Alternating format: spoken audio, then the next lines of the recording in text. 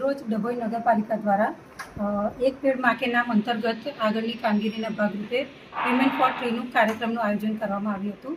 ભારત સરકારશ્રીના સૂચના અનુસાર, રાજ્ય સરકારની સીધી સૂચના અનુસાર આજરોજ આપણે વુમેન ફોર ટ્રીના કાર્યક્રમ અંતર્ગત આગામી 5મી જૂન વિશ્વ પર્યાવરણ દિવસના રોજ વૃક્ષારોપણની કામગીરી માટે આજરોજ સાઇટ વિઝિટ માટે સખી મંડળની 5 જૂથની 25 બહેનોની મુલાકાત માટે લઈ જવામાં આવ્યા હતા.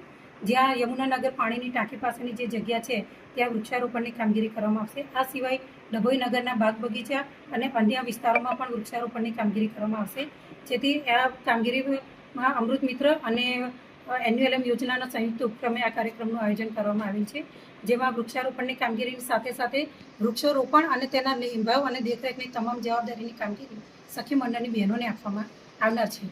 આ કાર્યક્રમ થકી સખી મંડળની બહેનોને પણ એક આર્થિક વિકાસ માટે અને એ લોકોનો ઉત્સાહ વધે અને એમને કંઈક 2 પૈસા મળી શકે, એ રોજગારી પણ ઊભી થશે અને આપણે ડભોઈ ગર્ભાવતી શહેરને હરિયાળું પણ બનાવી શકાશે, પર્યાવરણનું પણ જતન થઈ શકે. એ ઉદ્દેશથી આ કાર્યક્રમનું આજરોજ આયોજન કરવામાં આવ્યું છે.